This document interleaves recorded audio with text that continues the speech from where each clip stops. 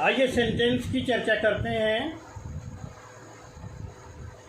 Sentence के बारे में हमने बताया था कि कंप्लीट एक कथन स्टेटमेंट व्यक्त करने वाले शब्दों का समूह वाक्य या सेंटेंस कहलाता है।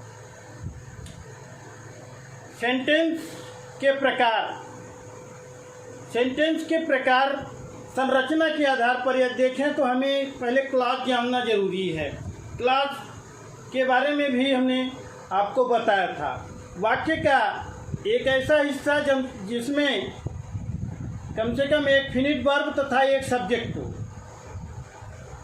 इस तरह से किसी वाक्य में यदि दो सब्जेक्ट हैं, दो फिनिट वर्ब हैं, तो उसमें दो क्लॉज कहे जाएंगे, दो क्लॉज हैं। इस तरह से वाक्य की क्लॉज होती है।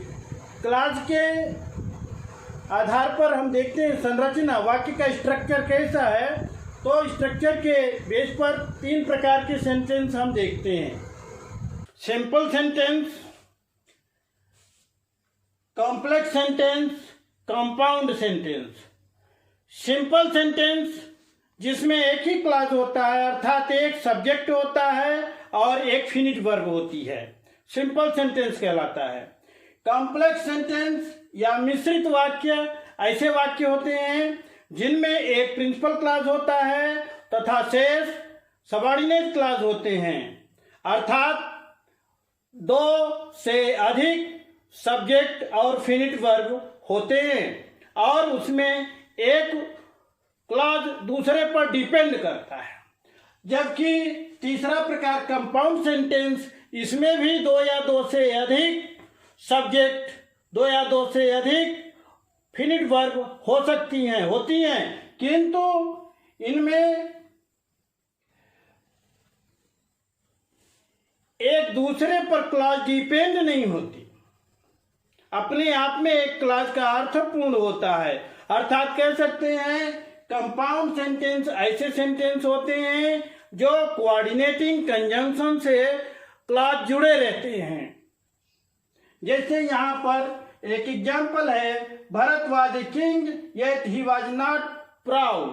तो यहाँ यह कंजंक्शन से ये दोनों वाक्य जुड़े हैं और दोनों का अपने आप में अर्थपूर्ण है। भरत एक राजा थे, वो घमंडी नहीं थे। यहाँ देखेंगे, Mohan told me that he was reading a book. Mohan ने मुझसे बताया कि वह एक पुस्तक पढ़ रहा था।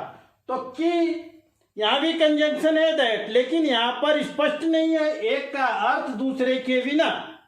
इस तरह से जब अर्थ एक दूसरे पर डिपेंड हो, एक क्लॉज दूसरे पर, तो वहां पर कॉम्प्लेक्स होता है, और जब फ्री हो, दोनों का अर्थ अपने आप में पूर्ण हो, तो वहां पर कंपाउंड सेंटेंस होता है। इस तरह से सेंटेंस तीन प्रकार के होते हैं।